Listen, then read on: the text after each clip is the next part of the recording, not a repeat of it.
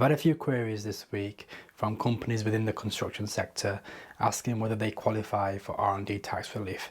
So I thought I'd create this video to help you identify whether any of your clients qualify. So if you want to learn more, stick around and let's go.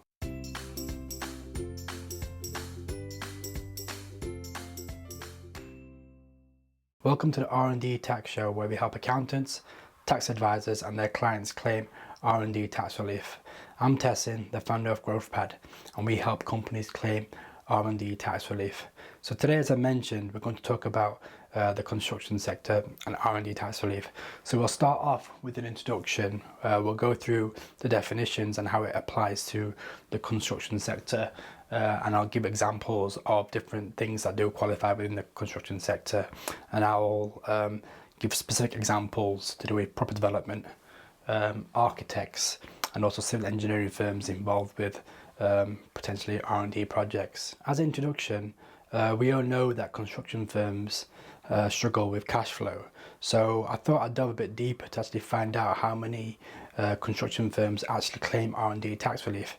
Now, with the latest statistics given by HMRC, it shows that only 2,000 construction companies claimed R&D tax relief out of 48,000. That's approximately 4%. Now, to add depth to that, there's actually just over 900,000 construction companies in the UK. I'm not saying that they all will qualify, but I expected more than 2,000 construction companies to qualify. So I think a lot of companies are missing out. That, in addition to the conversations I had earlier this week with the owners of construction companies, tells me that they don't know whether they qualify, or they tend to believe they don't qualify. That's because they tend to think R&D, it's more to do with completely innovating new products, such as what Tesla do, what Google do, groundbreaking stuff. And we all know the definition is quite expansive. And we'll go into that now. So I'm going to talk about the definition of R&D and how it relates to the construction industry. Now, I've previously done a video on the definition of R&D, and I've broken it down, and I'll put that here so you can view that if you want. But for this video, I'll summarize that and I'll make it relevant to the construction sector. So the first part of the definition is there has to be an advance in science or technology. Now, the advance doesn't have to be groundbreaking or blue sky. It doesn't have to be new complete innovation. It actually includes appreciable improvements to something. Those appreciable improvements can be tangible, for example, making something stronger, faster. Could be making maybe a building more stable. It could be intangibles as well. So, for example, a new process that actually leads to cost savings. The advance also includes things which may be trade secrets. So let's say if company A manufactures, a modular building, and company B also then creates the modular building. Company A may not share how they've created that modular building. There may be technical uncertainties involved with that which they haven't shared in the open market. So company B doesn't really know what it's going to encounter, and when it does encounter them, how it's going to overcome them. So company B would also meet the first part of the definition. I'd like to add as well that failed projects also meet the part of the definition that say an advance in technology. The second part of the definition is whether the company knows how to overcome those technological or scientific uncertainties. So whether they know something is actually possible to do. How I look at it is, let's say if we've got a project, we're starting at A, and we know the completion of the project looks like Z. We know what the project will look like at the end, but we actually don't know the route of development, and we'll face challenges throughout the route. That's what I consider an uncertainty. Now, the third part of the definition is whether the actual project itself is not readily deducible by a competent professional. All that means is the people that are doing the project must be competent in the work that they're doing, and they must find it difficult to do. So a developer, it may take them a long time, or they may find it really exhausting and tiring for them figuring out how to achieve things. So that would meet that part of the definition. What HMRC look at with that aspect is how long the project takes. Generally, if a project's quite short, it kind of shows as not actually, it was actually quite easy to do.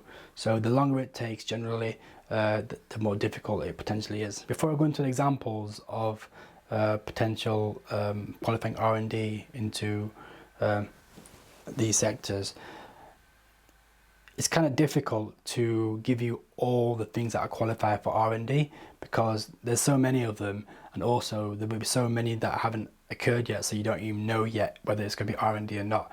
The best method is to actually know the definition, because once you know the definition, you can easily identify which projects do qualify. So I do highly recommend you watch that previous video that I've put out. So going on to property developer, what sort of things would qualify a project for them? So it could be something on the lines of eliminating some sort of contaminant from land before they build a property. It could be they could develop a new drainage system that they can't use the normal procedure to create that, maybe to a lack of space. So they've had to use a bit of outside the box thinking and a bit of innovating to create a new system to be able to take the waste away from the property into the drainage system. So from a conversation I had earlier this week, a specific example I have is, so this developer was creating a block of flats in London, and they couldn't get the road to close down because it was on a busy road. So that meant that they couldn't get some of the normal materials they use to prevent sound from transferring from the floor to the next flat downstairs or below them. So they had to use a new method of creating a barrier to eliminate the sound transfer of noise, of sound from upstairs to downstairs. Anything to do with lack of space. So you can't do things in a normal methodology, so you have to use different thinking to create a workaround, essentially. That sort of thing would qualify. So even before the properties started to be developed, the architects have to first build some sort of plan of how this building is going to look. And in that planning, they may encounter some of those technological uncertainties.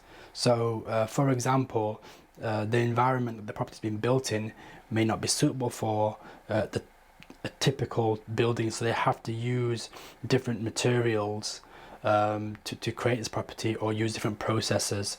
So that, by using different materials, that comes into the systematic uncertainties that I mentioned before. Let's say, for example, the owner of the building wants to create a property that's completely sustainable off the grid.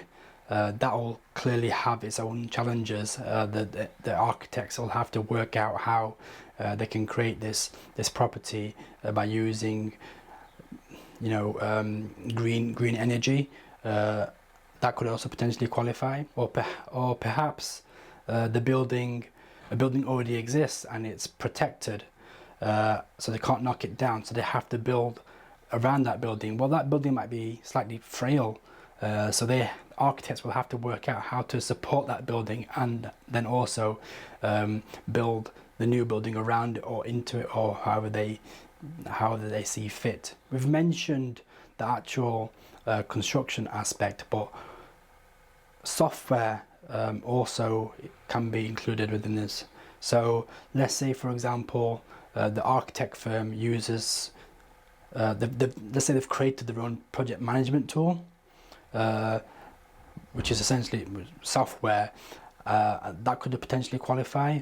Also, they may create tools that helps them understand the finished project in a visual capacity. So it might be some sort of 3D rendering which they can build. By building it using software, they'll be able to see aspects that might not work properly, not just from a structural point of view, but maybe the way that people who live inside the building may not want to live in there in a certain way. So to improve the actual living in the building, the software can help that too. Also, larger architecture firms may develop their own 3D printing, and that will help create mini prototypes to see how the structure looks, whether what they can use different materials in it, and they can essentially build a small scaled down version of the finished product, and that will also help them identify what works and what doesn't. Examples of what would be potentially qualifying R&D projects for a civil engineering firm could involve the development of a bridge,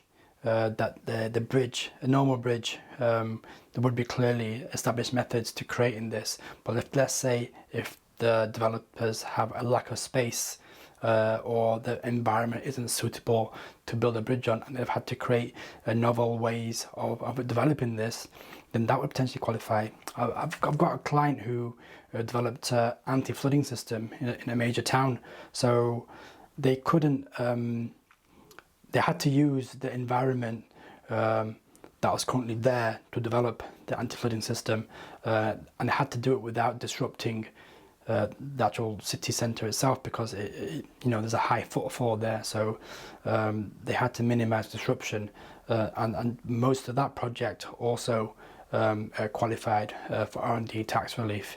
There's other things, such as, let's say there's a listed building, and the engineers have to figure out how they can develop around it and develop through it to create the end building. Generally within construction, things to do with limited space or accessibility can potentially help a project qualify for R&D tax relief. So I've touched on the actual construction things that qualify for R&D tax relief, but there's other elements within the construction industry that might qualify.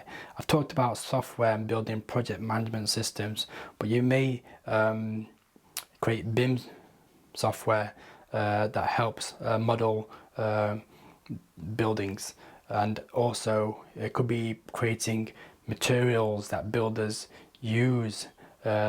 So that material could be maybe creating a new type of composite, or creating a new process or improved process of creating that composite material. It could be creating new off-site processes of development, so modular development of property. Those things qualify. So I hope this information was useful to you. If you've got any questions, just get in touch with me. I'll do my best to answer. I hope you're all safe. Take care and catch up soon. Bye.